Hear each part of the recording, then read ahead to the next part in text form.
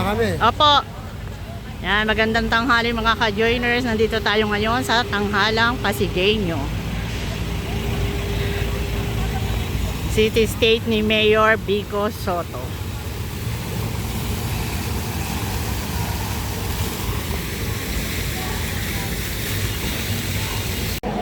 Street.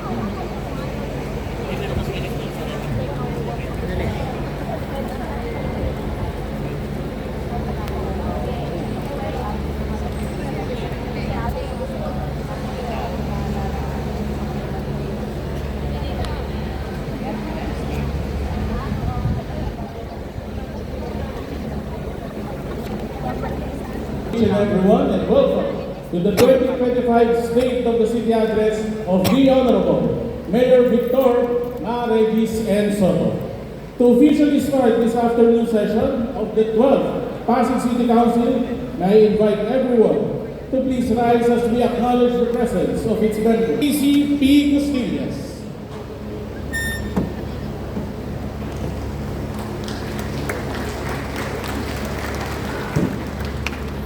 The Honorable President, Liga ng mga Barangay, Honorable Geronimo Ambo R. Alba.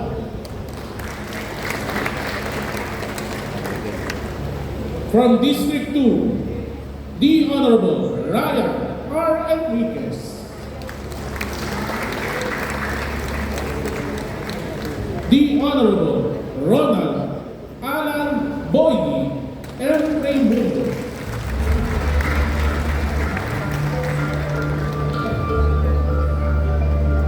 Honorable Warren B. Inocencio. The Honorable Noel Pumoy L. Agustin.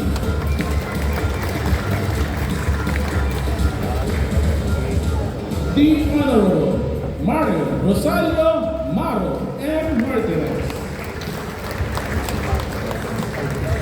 And the Honorable Maria Luisa Angelo de Leon.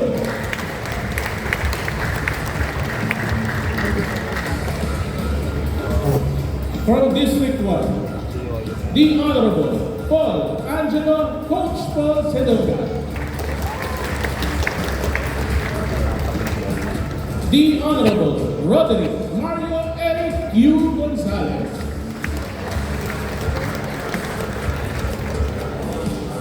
The Honorable Marky Volta and De Los Santos.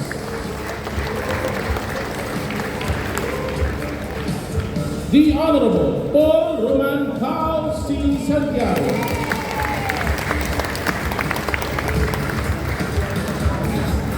The Honorable Raymond Francis Kiko S. Rustia. And the Honorable Simon Gerard R. Antoco. Ladies and gentlemen, the City Vice Mayor and Presiding Officer, the Honorable Robert Vincent Douglas B. Royston Jr.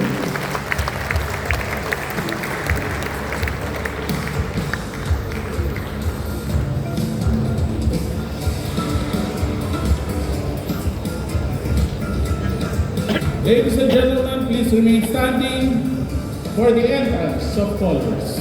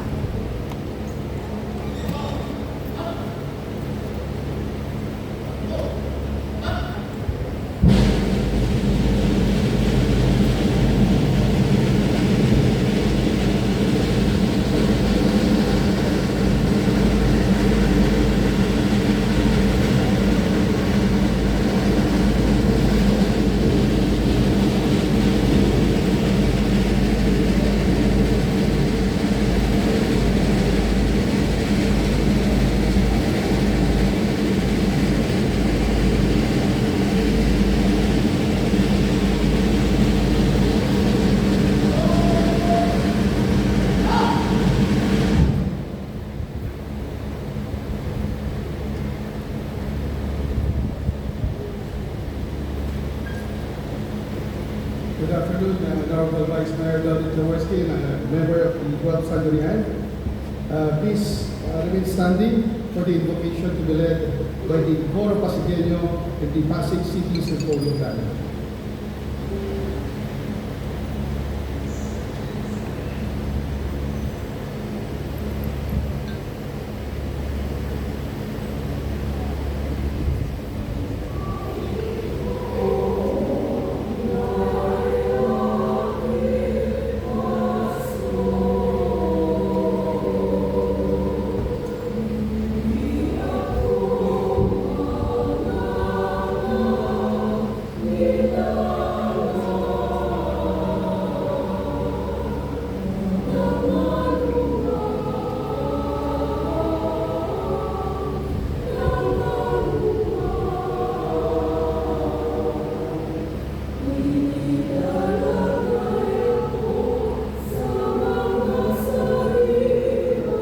Let's all bow down and be in the presence of our Heavenly Father. In the name of the Father, the Son, and the Holy Spirit. Amen. Father God, we come before you, acknowledging that you are the creator of the heaven. You will hear from heaven, and you will forgive their sins and heal their land. And we claim this, Lord, and we humble ourselves and pray, Lord Jesus, for Pasig City, Lord. We thank you for this day, Lord, and we lift up everything for your name, your glory and your glory alone. This we pray in Jesus' name.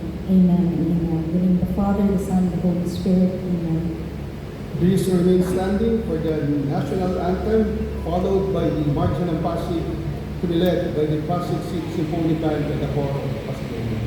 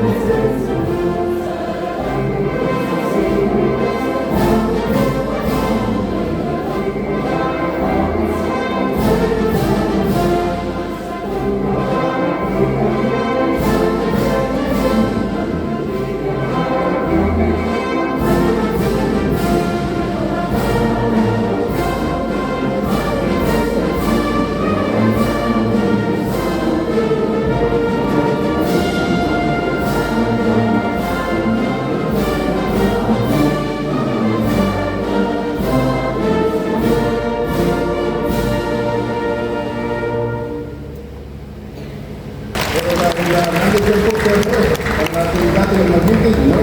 Na senador, ayan, si Daddy Bird po, kung aming tawagin yan si Manila to represent ating mga at habang wala po ako, ang ating pong mahal na mayor, ang nabasa ko lang dito ay may musical performance. Sino po kayo? Honorable Mayor, like Mr. President,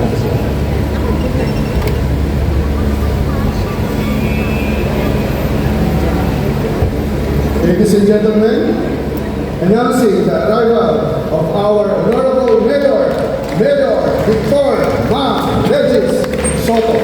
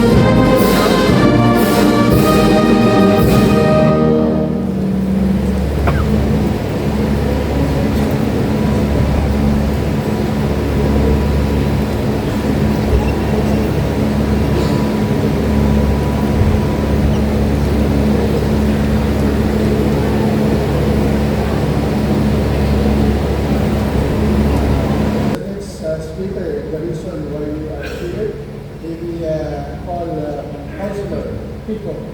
Nauubusin mo yun. Takta rin na lalamutan.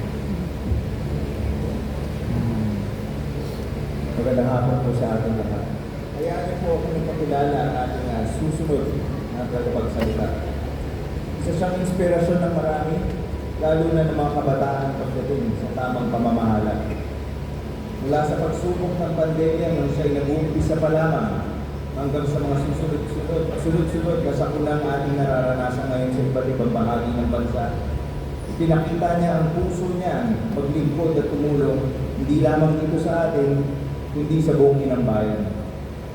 At dahil sa kanyang pinitularang paglilingkod at kinikilala hindi lamang dito sa Pilipinas, kundi sa buong mundo, binigyan niya tayo ng panibagong dahilan para maging proud Pasigueño.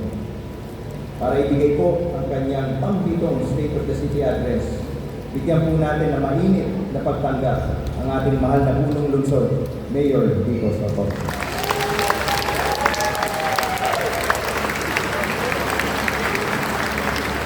Magsilip po lang po lahat.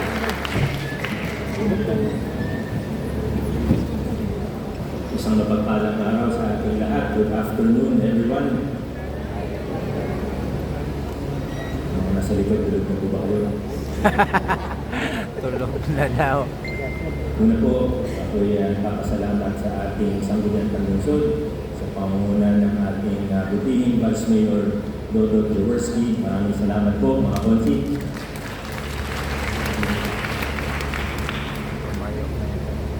Sa totoo lang, I could not think of anyone else who could do a better job as presiding officer of the City Council. Talagang nakita po natin kung paano nag-level up ang ating sangguniang panlungsod sa pangunguna ni Vice Mayor Dodot Jaworski. Vice Mayor Dodot, maraming salamat. At kahit medyo nagkaroon ng conflict sa schedule, alam naman po natin, kanina umaga may committee hearing po siya at ngayon naman po nagsisimula na ang budget deliberations para sa national budget po, General Appropriations Act po natin. Kaya nauna na po siyang nagbigay ng mensahe kanina umaga. Talagang pinilit niyang makasama tayo sa flag raising ceremony kanina ng 6:30 AM dahil kung hindi daw siya makarating ngayon, baka daw may mag-intriga kung bakit wala siya. Kaya talagang punta siya kanina umaga at babanggitin ko pa rin dahil ako po'y taus-puso nagpapasalamat sa ating mahusay na Congressman Roman Romulo. Sa ating mga partner ng lokal na pamahalaan na national government agencies represented ngayong hapon ito sa iba't ibang department head, office head, unit head, at mga kawani ng ating lokal na pamahalaan, sa ating partners sa academe, religious sector, at syempre kung may bagong termino ang mga konsehal, mayor, congressman, vice mayor, meron din pong bagong termino ng mga civil society organizations, sa ating mga CSOs, newly elected to our local special bodies. Magkasabay lang po ang term natin. Congratulations po sa inyo. Patuloy po nating paigtingin, patuloy nating palakasin ang level ng pakikilahok ng taong bayan sa gawain ng ating pamahalaan. Maraming salamat sa ating mga CSOs. Sa iba't ibang mga bisita na baka hindi ko na po kayo maisa-isa. Mayroon mga mga media partners, sa lahat po ng mga nandirito sa tanghalang ito at pati na rin sa mga nanonood via Facebook Live, YouTube Live o ano pa man. Maraming salamat po.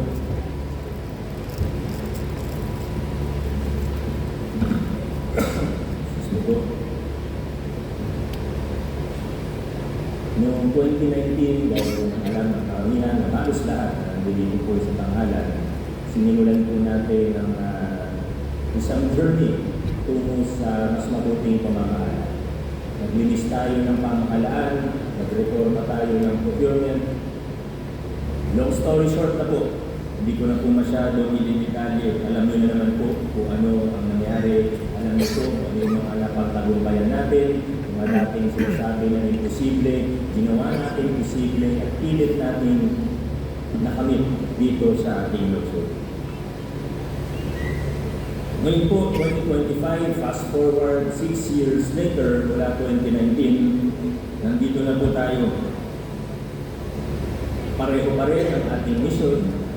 Pero yung mga detalye nito, kung paano mag-evolve, yung mga kailangan natin tanungin sa ating mga sarili, kami bilang mga halal ng bayan, bilang mga opisyalis ng ating pamahalaan, nagbabago po yung mga tanong. Kung noong 2019, ang tanong ay kung paano natin dilinisin ang ating pamahalaan, paano natin tatanggalin ang korupsyon. Ngayon, ang tanong naman po, dahil napagtagumpayan na natin ang paglilinis, hindi man 100% but a substantial amount. Ngayon po, anong gagawin natin doon sa sobra na pondo? How do we spend this money wisely, efficiently, and ultimately in a way that will redound to the benefit of the Pasigueño citizen? Tuloy-tuloy po ang ating reforma at ngayon po nakafocus tayo sa pag-institutionalize ng mga reforma para maging pangmatagalan at hindi nakasentro sa kahit sino mang tao ang mga reforma at pagbabago na napagtagumpayan po natin. Our goal is simple: for our local government unit to become stronger and better than ever before. We want to make our local government better, more efficient. We need to work faster. Sisimulan ko na po ang aking pag-uulat. Tingnan ko lang po kung ilang pages po ito. Magsilang ba na?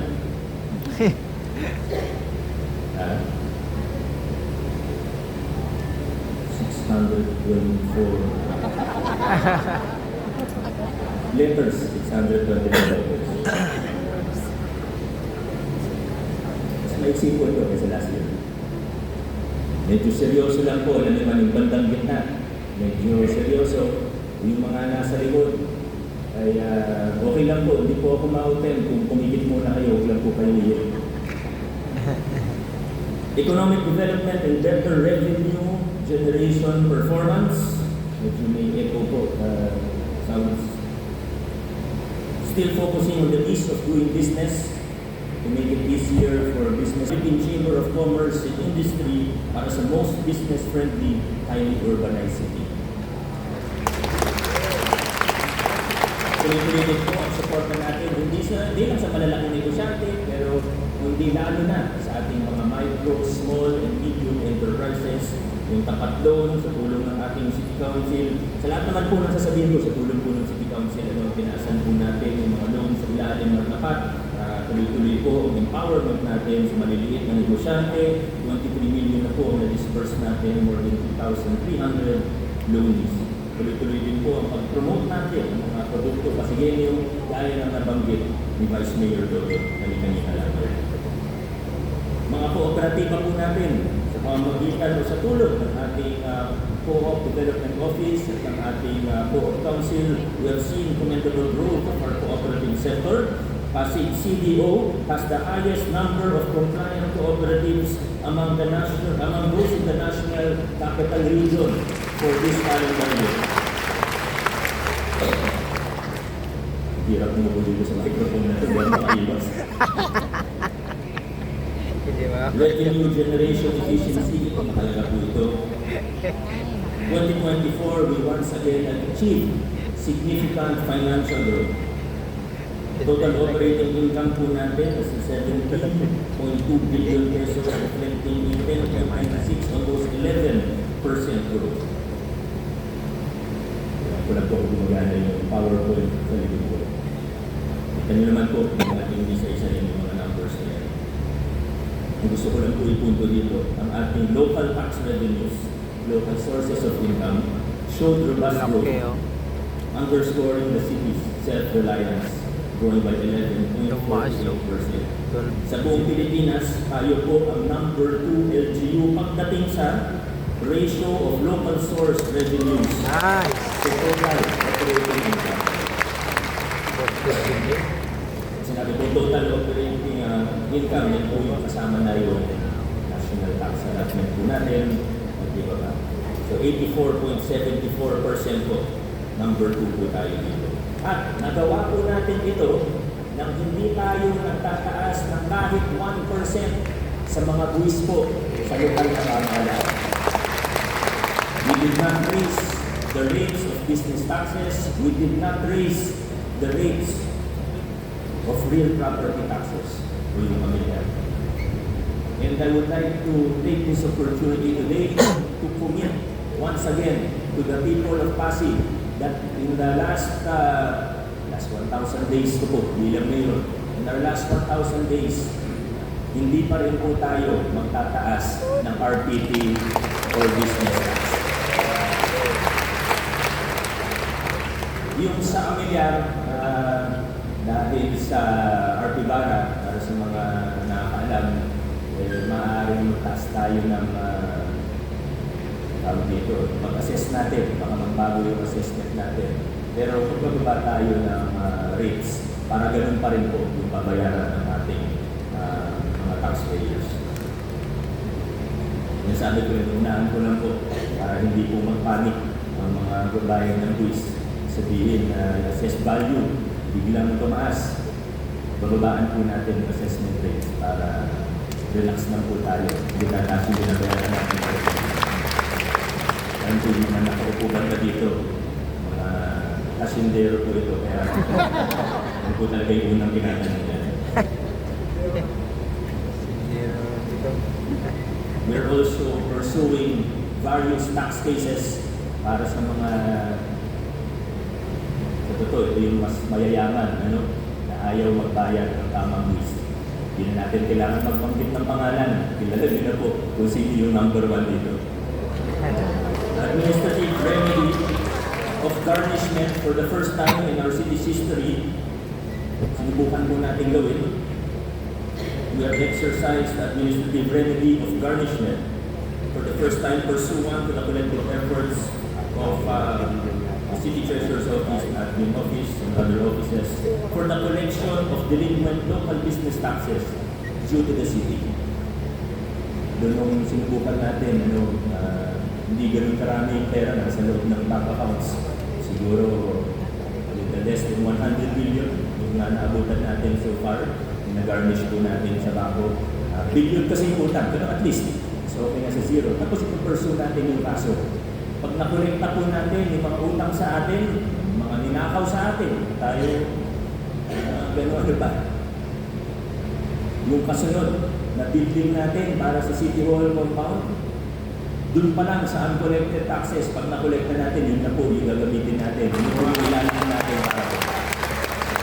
Ganun na kayo.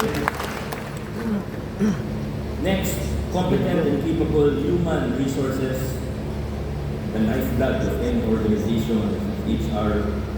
Alam niyo na po yung programa natin sa mass regularization. Isa po tayo sa ilang ahensya siguro ng pamahalaan na mas marami yung permanent or regular employee kaysa sa job worker and casual company. Transparency, participation, and accountability, and strict compliance to standard processes, starting with planning and budgeting that we take seriously. Kasama po kayo dyan. Kayo rin naman po, ating mga government officials. SQ officials din pala, kasama po tayo. Over the last 4 years, the City Development Council, which many of you are part of or have been a part of or will be a part of as a participatory body, has made significant strides. Hindi ko na po itidetalyo ito, pero kumbaga, nag-level up po tayo dito. Pinakikilala rin natin ngayon mga participatory governance, hindi lang po sa city level, kundi pati sa barangay level. Meron na po tayong 8 barangay na nakasama na sa participatory barangay development planning. Maraming salamat po dun sa unang 8 barangay at sa mga iba pang nag-express na rin ng kanilang intensyon o commitment para sumali po dito. Alam kong experimental po ito, hindi siya ganun kadali, extra effort po, kailangan extra na trabaho kung tutuusin. Pero kung gusto po natin magtiwala sa ating taong bayan at para gumanda rin, maging mas efficient ang ating pag-gobyerno, tingin ko napaka-importante po. Kasabay sa pagbibigay ng taong bayan ng bagong mandato sa administrasyon, yun po ang ating CSOs, at syempre, kasama po dyan ng institutionalization, tulong ng ating City Council.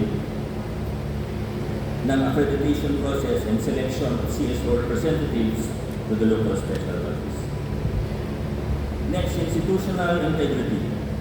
Sa paggogobyerno, we measure progress not only by infrastructure or what we physically see, but also with the institutions that we build that should stand the test of time. Procurement reforms, merit-based personnel selection and promotion, anti-corruption efforts, planning and budgeting, at iba pa. Tungo naman po sa data-driven governance, at pati na rin sa tinatawag na smart city approach. Successfully, we have integrated PASIPAS, which started out as a contact tracing app, with the national ID system. Makakatulong po ito dahil mababawasan yung mga peking account, we will eliminate fraud, and this will enable us to deliver services better and more efficiently to the people of ASEAN. Maraming salamat sa PSA.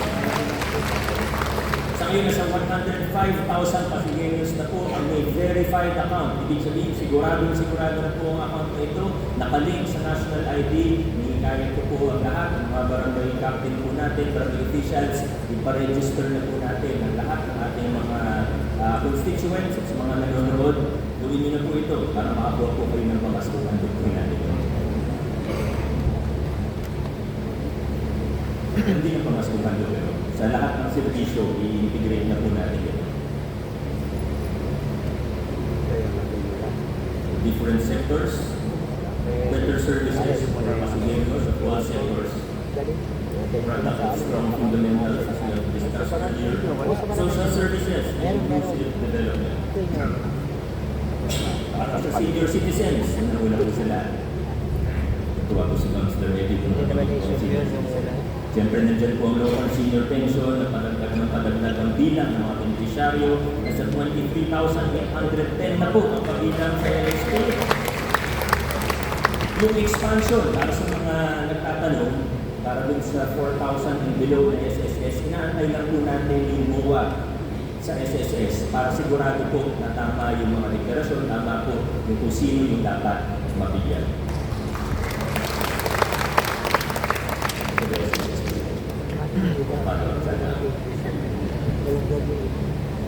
Yung sa octogenarya, nonagenarya, centenarya, Ilunsad na rin po natin yung birth month health check-up para sa mga senior citizens. Ilunsad na rin po natin ang Magporo Elderly Care Facility in partnership with JICA and INFIC.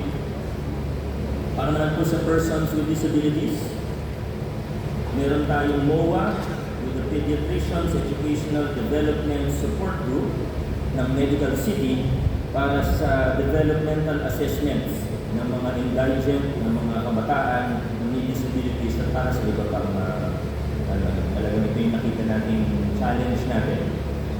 The PWD Welfare Code, Continuous Welfare Other Support Programs for persons with disabilities, and for our social pension for bedridden Pasigueños, sa bago nating programa, nakapag-identify tayo ng 364 bedridden PWDs or bedridden Pasigueños na target po natin na before the end of the year ay mabibigyan na po sila ng unang 1,500 nila para sa social pension. Pagdating po sa employment, let's take a look at our PESO office in numbers. Almost 14,000 applicants have been referred to their partner companies. Almost all were successfully placed. Job fairs partnership with private industries. And this before career guidance, support assistance, at marami pa pong iba. Yung Hire PASI, digital job referral information system po natin. The work on protection of children and the fight against VAUSI. Nag-train tayo ng mga nurses, ng CHT, ng 4 hours framework, recognize, report, and refer under the Women and Children Protection Program. We inaugurated the child-friendly space in the Pasig Mega Market. Aktibo po ating local council for the protection Protection of Children at Pindalak Kausi, Global Committee on Anti-Trafficking and Violence Against Women and their Children. Meron tayong bagong Population Development Office. Councilor Cory, maraming salamat po. An initiative that reflects our belief that sound planning begins with our understanding of our population or of our people. Education and youth development. Yung scholarship program po natin, taon-taon ay lumalaki. Yung regular scholarship po natin, last school year, nasa 24,000. This 2024 to 2025 school year, nasa 25,000 na po. Pero yung pinaka-highlight po natin ay hindi yung regular scholarship program, kundi yung paglaki ng ating Pag-asa Scholarship Program. Number 10 ng ating Vice Mayor. Nagsimula po tayo, trial season o trial school year, nasa 400 lang po ang ating beneficiaryo. Medyo marami na rin po yun. Pero ngayon po, this school year, nasa 3,000 na ang Pag-asa Scholars natin. Tuloy-tuloy din po ang taon ng pagbigay po natin ng internet connectivity allowance sa 142,000 public school students and to their teachers, provision of high school, quality items. Dito rin natin makikita yung sinabi po natin na una, focus natin ay yung paglilinis ng ating pamahalaan, paglakad ng pundasyon sa mabuting pag-gobyerno. Ngayon naman po, pinag-uusapan na natin ay efficiency, innovation, how we can do better. May kita po yan sa school supplies. Previous years, nag-focus tayo na makasiguro tayo na malinis ang proseso, maayos ang ginagawa natin. Dekalidad ang mga dumarating. Ngayon naman po, mapapansin ko na mas napapakaganan yung pagdating ng mga school supplies sa ating mga paaralan para sa mga estudyante. Malayo pa po siguro sa perpekto, pero makikita po yung progreso. Hindi lang sa maayos yung dumarating, pero corruption-free, maayos, dumadaan sa tamang proseso. Ngayon naman, pabilis na ng pabilis din. Nag-pilot run rin tayo ng free medical check-up. Ito po ay isang bahagi ng malusog na Batang Pasigueño 2.0. Para sa akin, isa sa pinaka-importanting intervention natin sa larangan ng edukasyon ay yung mga intervention sa literacy o pagbabasa. Yung summer reading camp natin, nakita na epektibo. Sa 1,250 learners itong nakaraang reading camp, 61% yung score average bago magsimula ang camp. Pagkatapos ng camp, nasa 80% ang kanilang post-test. Importante po ito, para naman po natin sa school, ang pinaka-importante ang pagbabasa, literacy. Sports development, tayo po ay back-to-back champion ng National Para Games. 108 medals po yun.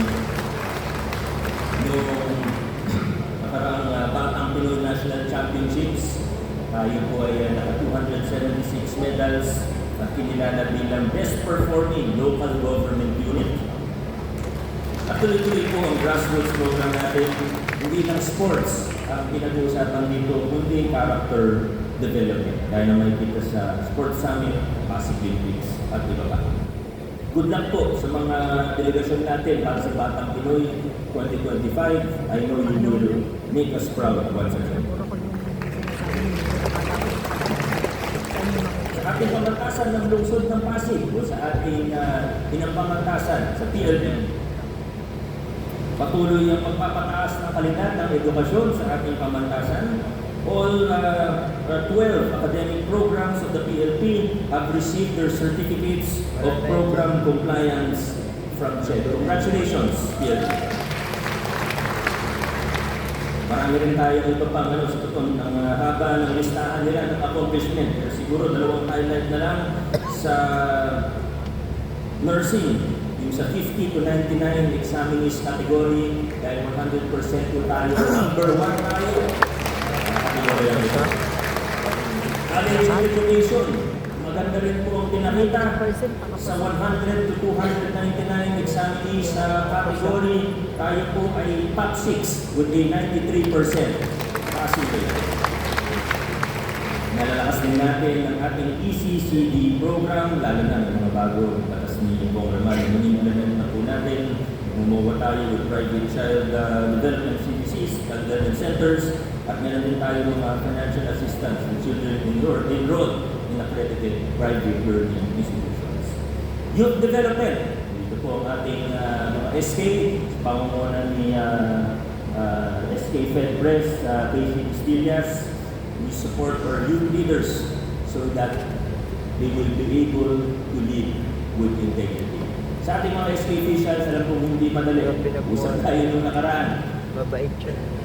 Pero alam ko rin po na kung gugustuhin natin, ay kakayanin natin. I'd like to congratulate our SK Fed and of course our NYTO and our SK is represented here. Training sila sa handbook ng financial transactions. Hinihintay ko po ang ating lalo mga SK chair natin na aralin talaga yung mga guidebook o handbook natin. Alamin natin para hindi tayo naluloko na kung sino-sino, hindi tayo malindang, hindi tayo maligaw ng landas. Project management for local youth development council members. Ano pa po ito? Yung junior city officials program natin. Medyo nag-expand tayo. Nakita niyo yung junior city mayor, mga officialis natin. Pasig Youth Parliament. Napakaganda ng naging Pasig City Youth Parliament. Saka yung Galing Kabataan Awards and the Seal of Good Youth Governance that was piloted under the leadership of our SK Federation. Congratulations, Councilor Casey and the rest of our SK. Youth Parliament. Sa TechVoc naman po, tapos na major renovations natin sa tatlong DCISD. Kaya po natin yung mga opisinang ito. Ang starter kit natin para sa 2,746 TechVoc graduates, shared service facility for chocolate processing, at iba pa po. Housing at makatarungan ay ang ating nilunsad na local CMP. Kung dati may CMP sa national, ngayon, meron na rin po tayong localized version. May kasama po itong home improvement loan program, pero mas kilala sa pangalang local CMP. Sa ISMAR pa lang, more than 600 beneficiaries na po tayo. Ito yung una, or pilot site natin for local CMP. Layunin po natin dito na mapasa kanila ang lupang kinatitirikan ng kanilang mga bata.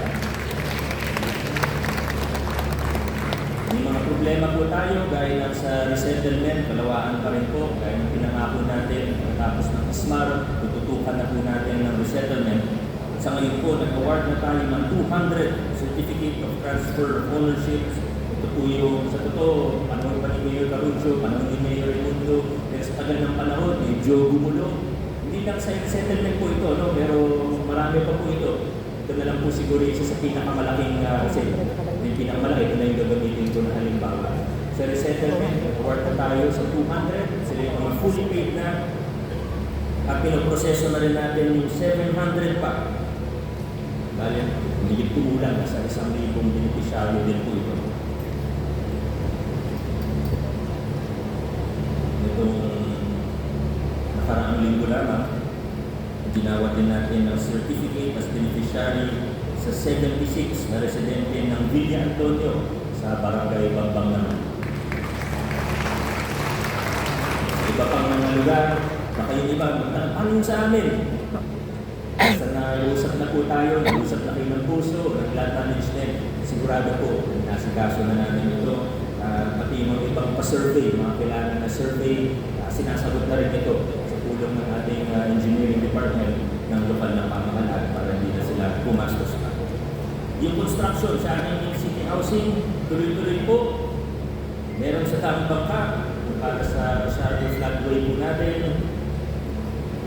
At tayo medyo malaki ang progreso sa Tawiran, Santolan, para po sa mga natamaan o nagbigay daan para sa revetment wall ng nasyonal na pamahalaan.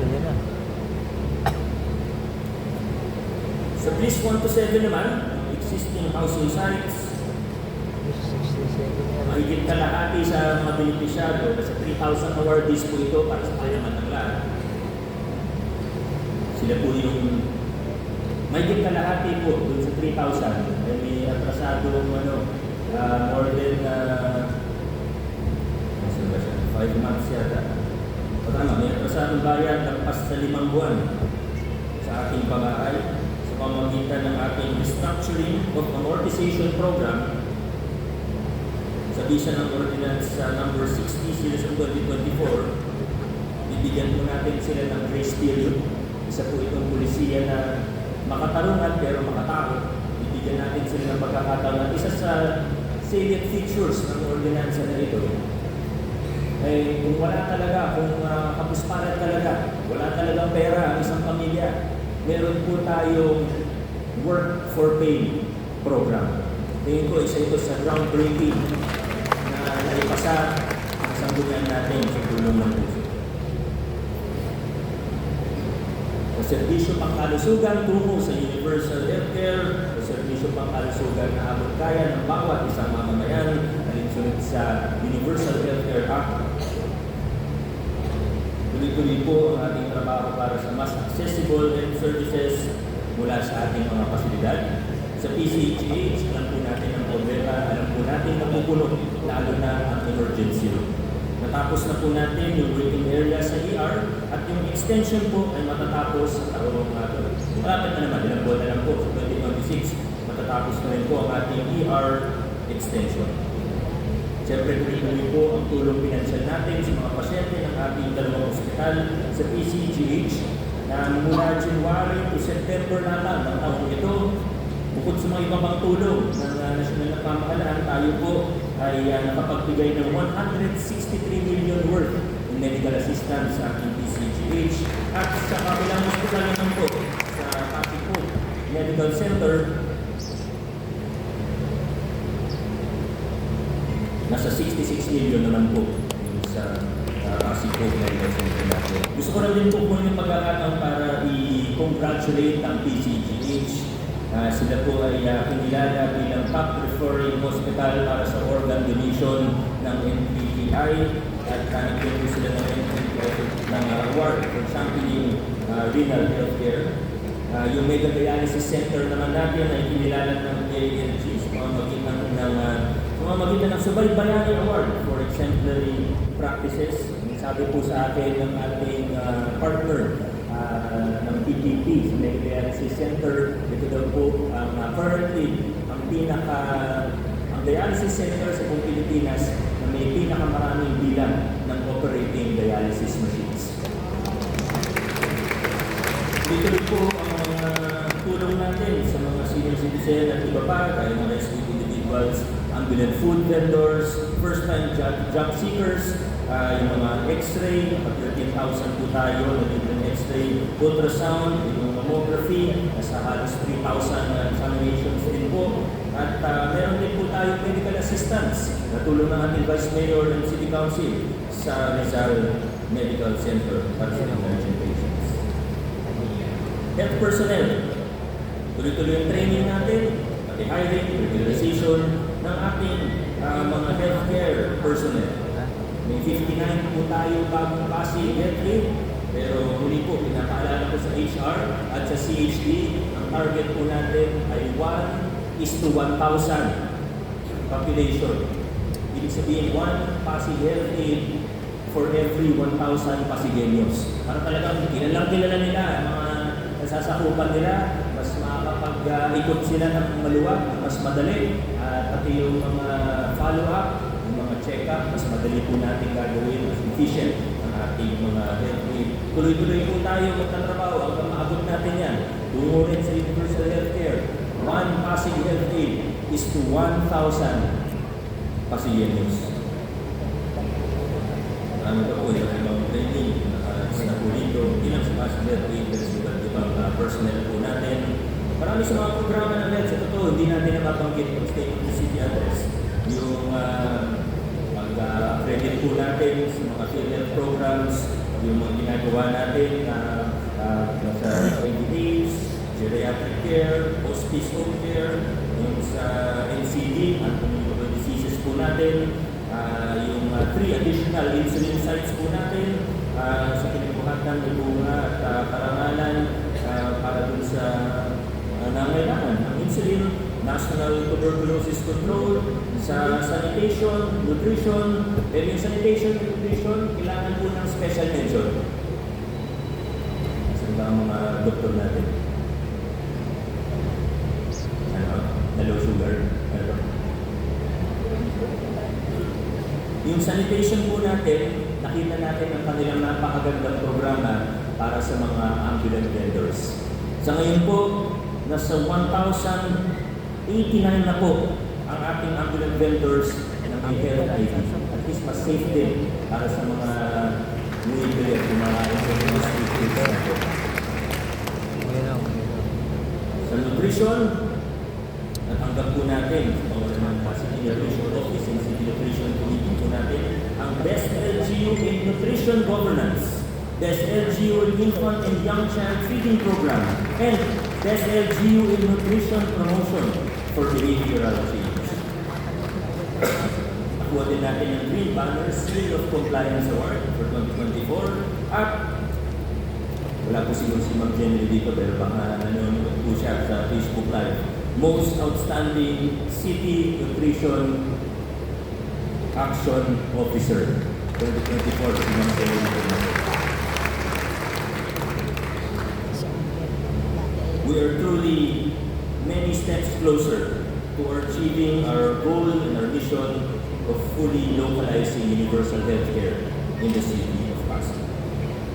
Pagdating naman po sa public order, safety, and disaster preparedness, ang pinaka-latest po natin na suporta sa mga national government agencies dahil yung sa BFP, mga bumbero po natin, mga fire truck, isang transport truck, yung mga emergency go bags po natin na medyo nakilala po ulit. Hindi lang po sa bawat household, kundi pati rin sa mga ibang sektor, dahil ng TODA, sa mga UV, sa jeep, sa mga paaralan po natin. Mahagi po tayo ng go bag. Lahat po sila. Yung go bag, simula tayo ng 2024. Financial assistance, disasters, use, at yung mga tulong po sa ating mga kababayan na medyo nahihirapan kahit po sa mga naging lindol at pagod. We have now capacitated even our barangays and communities to be ready for disasters. Maraming salamat sa mga punong barangay na nag-attend at nag-graduate mula sa BIGS po natin. Nagagaling na sa ICS ang ating mga kapitan. Kapagbo, maraming salamat. Even with the ongoing or newly completed demolition of the old City Hall and current construction of our new command center at Red, tuloy-tuloy lang po tayo at estimated completion of the new command center will be in 2026. This will be a urban renewal, culture, heritage, and identity. Una na po dito, environmental management. Nag-distribute tayo ng 1,400 heavy-duty garbage disposal bins to be placed in 700 strategic locations. Ito po yung para sa mga lugar na hirap tayo dahil marami tayong looban sa Pasig. Lalakas na hindi tamang oras, hindi natin mahuli kung sino ba yung naglalabas tayo. Aminado naman pagka nahihirapan tayo sa isang bagay. Sa tulong ng mga barangay po natin at sa Sentro at Suamo, mukhang ito na yung isa sa solusyon dito. Water quality management, Gawat Agabilog, first runner-up overall, and champion yung habitat resources and management. Ito po yung sa parte ng San Joaquin at Buting, din sa May Linear Park po natin. Congratulations po, lalo na sa Sentro. Infrastructure development sa October 15. Exciting pong nangyayari. Alam na lang po natin ang groundbreaking ng ating new City Hall. Kita-kita po tayo doon. The Pasig City Museum will open in March 2025. Kung hindi pa kayo nakabisita sa ating museum, talagang natutuwa po ako. Hindi lang sa itsura niya, kundi sa pagkaka-layout. Talagang very informative At ako, nung umikot ako doon, ang dami kong natutunan tungkol sa ating lungsod sa kasaysayan nito. Pasig City Library sa 90% complete for soft opening na po, malapit na. Ang may bunga ng forest, kanina sa flag raising, ay siguro nakita po ng iba, nakatanggap po tayo ng Pearl Award. Walang exact na pangalan, sa Sustainable Tourism Sites sa buong Pilipinas National Award din po ito. Congratulations sa ating may bunga ng forest. Pero siguro pagdating sa usaping infrastruktura, isa sa pinaka-importante pag-usapan natin ay ang binubuo po natin o pinapalangkas po natin na flood control and drainage master plan. Hindi na po tagpi-tagpi, hindi na po nagtatalo yung mga nagde-design sa iba't ibang lugar, mula national program hanggang barangay project, kailangan na mag-uusap-usap na at gagawa tayo ng parabang menu na ito yung mga problema, ito yung mga solusyon, kung may gagawin tayo, dito na tayo pipili, katang-aralan talaga. Tapos na mga panahon, nagagawa ng dalawang trainings magkatabi, pero yung level hindi nagtutugma, kailangan gawin ulit. Gagawa ulit ng panibagong project. Tapos na yung gano'n, sa lungsod ng Pasig, maayos na po tayo at this year, matapos sa ating sa control, yung drainage master plan. Nasa 80% na po tayo. Hanggang early next year siguro, pinakalit na po yan. At kung tunsutan po natin, siyempre, ating mga barangay po ito. Yung transport master plan, ganun din. At yung maganda dito, nag-uusap din po yung mga gumagawa ng drainage master plan at yung transport master plan po natin. CDDMO, engineering, lahat po ng mga ibang opisina na involved po dito. Para sa mobility, meron tayong ginagamit kayo ng tools for better transportation planning para hindi tayo nanguhula. Kasi alam nyo, pag nasa gitna tayo ng intersection, ang daling mag-suggest, ang daling marunong, ang daling nyo, kahit naman ako, di ba, pagka nasa daan, sabihin ko, ito, pwede ito, dapat ito yung priority, ayusin natin. Madaling mag-suggest, madaling mag-theorize, madaling anecdotal, pero kailangan talagang nakapase sa datos, lalo na ang Pasig, ay wala, gitnang-gitna tayo, alam naman po natin, totoo ito. Kaya ginagamit natin yung SIRMO, Mobility Vision Plus, gumagamit po ito ng AI and this supports evidence-based planning and enhances our decision-making ability for transport and mobility development. Maraming salamat sa Mobility Vision Plus. Nakakatulong ito kayo sa pagkuhin natin ng transport plan. Yung nagpayong civic complex, the site development plan has been approved. Ako talagang excited po ako para rito. Merong For site development, we have an initial investment of roughly 50 million pesos. Sama yung kalsada, di ba ba? Na-aprobahan na rin natin yung pag-soil test ng DepEd para sa bagong paaralan sa Nagpala. Paalala lang po sa lahat, lalo na sa mga taga-pinagbuhatan, lalo na sa mga taga-nagpayog. Mag-iingat po tayo sa mga sindikato, yung mga land grabbing syndicates. Hindi po natutulong yung mga land grabbing syndicates. Lalo na yung sinasabing Rodriguez Syndicate. Pag-ingatan po natin, pagka bibili po tayo ng lupa, bumunta tayo sa talagang marunong. May mga abogado, real estate broker na lisensyado. Mag-iingat po tayo. At sana ipaalala natin sa lahat ng mga kakilala natin, lalo na sa nagpayong, na mag-iingat. Basta bibili ng lupa, basta magbabayad para sa membership fees. May mga nalaloko pa rin po.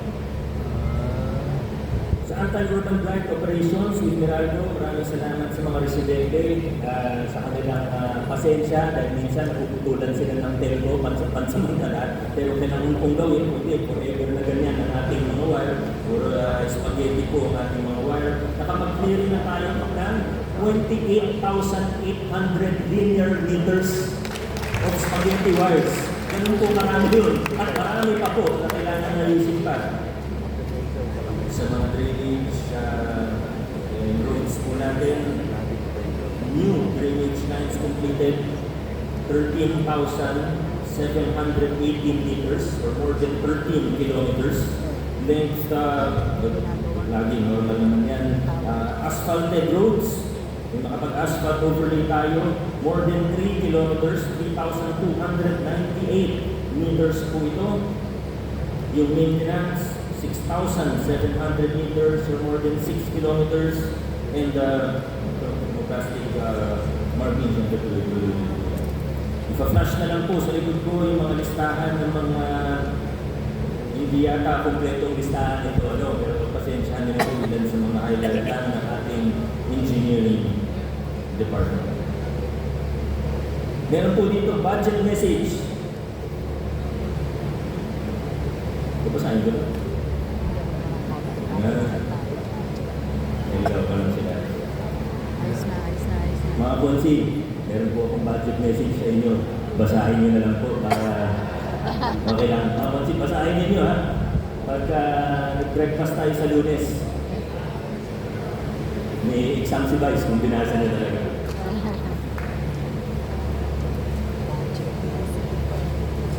Pero itong budget po kasi, yung sa dulo na lang. Siyempre, kung binabalansin natin lahat, siyempre, pagtanungin natin ng health department, pagtanungin natin ng ospital, pagtanungin natin ng engineering, siyempre, ang dami natin gustong gawin para sa ating mga kababayan. Kahit sabihin natin mayaman ang lungsod natin, kailangan pa rin natin mamili kung ano yung mga gagawin. Kaya malamang sa malamang, next fiscal year ay magsusupplemental budget po tayo para maisama pa po yung mga hindi kasama sa ating appropriations ordinance na ipapasa this year. Ladies and gentlemen, we have laid the foundations for good governance. Hindi natin sinasabi, hindi natin kailanman sasabihin na perfecto ang mga ginagawa natin. Malayo pa po. Pero kung meron tayong may pagmamalaki bilang mga Pasigenyo, ito po yung nainatag na natin yung mga pundasyon para sa mas mabuting pamamahala, para sa mas transparent na paggogobyerno, para sa pakikinabot ng taong bayan sa ating gawain, para sa mas pinalakas na pananagutan ng mga opisyalis ng gobyerno sa taong bayan. Once again, we have laid the foundations for good governance, and now our approach or the questions we have to ask ourselves is now shifting. How do we act more efficiently? How do we move faster? How do we do better in everything that we do? Para sa mga CSOs, tanungin natin ang sarili natin. Nakilahok na ako noon, pero paano kung mas palalalimin pa o patataasin pa ang antas ng ating pakikilahok o engagement sa ating pamahalaan? How can I contribute more to the local special body that I am a part of? Para sa ating mga hepe ng units, opisina, ng departamento, opo, masaya tayo dahil marami tayong accomplishment, pero sana regular natin tinatanong din ang ating mga sarili. Nag-i-innovate pa ba ako? Nagsisikap pa ba ako na pagandahin pa ang trabaho ko at ng opisina ko? Kung naging kampante na ba ako dahil maganda na kami performance? Pwede ko ba bang pabilisin ang aksyon ng aking opisina? Ano pa ba yung pwede kong gawin? Sa ating mga konsehal, anuhin natin ang ating mga sarili. Lagi pa bang nangingibabaw ang interes ng nakararami o nahahaluan na ng masyado ng politika ang aking mga desisyon, ang mga pulisiya na aking sinusulot? Sa ating mga barangay officials, sama na po natin yung SP, pero lalo na sa ating mga barangay officials, tanungin po natin ang ating sarili. Nakikiisa pa ako sa pagpapatupad ng mabuting paggogobyerno o gumagamit pa rin ba ako ng financer at hawak ko yung pera ng barangay? Ito na po yung mga kailangan natin tanungin sa ating mga sarili. Mula 2019, pakilala tayo ng matitinding pagbabago. Muli po, marami sa ginawa natin ay sinabi noon na imposible, na hindi mo magagawa yan, na hindi nyo kayang gawin yan. pero napagtagumpayan po natin.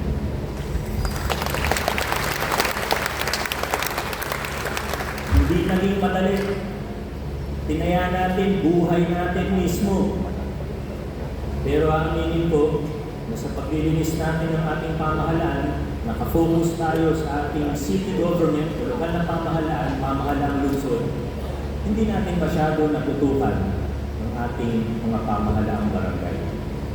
But now, with a supportive city council, with an honest vice mayor, with our councilors who have proven their integrity, and not just integrity, but willingness to fight for good governance, mas matututukan na natin ngayon ang mga pamahalaang barangay. Hindi po ito para sa amin, hindi ito para sa amin, hindi ito para sa kahit sinong isang tao, individual. Ito po ay para sa lungsod natin, para sa mamamayang Pasigenyo, at para na rin sa mamamayang Pilipino. Ginagawa natin ito para sa kanila. Sa gitna ng lahat ng kontrobersiya, sa lahat ng problema na hinaharap ng ating bayan, sana po pare-pareho po tayo na nagdurugo ang puso. Sana po pare-pareho tayo na naghahangad na inaasam-asam natin ang isang mas maayos na Pilipinas. Huwag tayo tumingin sa masyadong malayo. Ayusin muna natin yung nasa bakuran natin. Ayusin muna natin kung ano yung nasasakupan natin. Hinihikayat ko po ang ating mga barangay officials. Mag-ayos-ayos na magputan.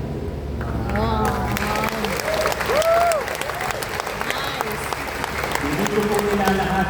Marami na akong nakitang mga barangay na maayos, maganda ang serbisyo. Pero huwag na rin po tayong magluhan. Marami sa mga opisyalis natin sa barangay, alam na po natin kung ano ang ginagawa. Huwag kayong magmamalaki sa akin na malakas kayo kay COA Commissioner Lipana. Gagawin natin kung ano ang tama sa lungsod ng Pasig.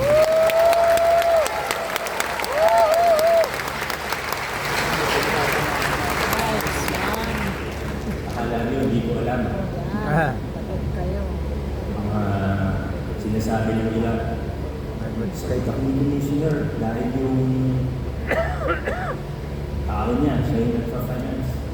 Huwag na tayo magpapagpig-pig pa, yung anak niya. Nagpa-finance sa mga barangay at sa SKs. Enough is enough. We will stand up for what is right in the city of Pasig.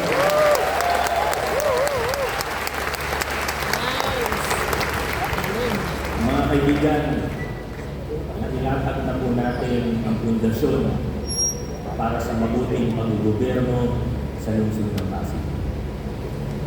Now the question is, how fast and how far can we go? Maraming salamat. Mabuhay ang lungsod.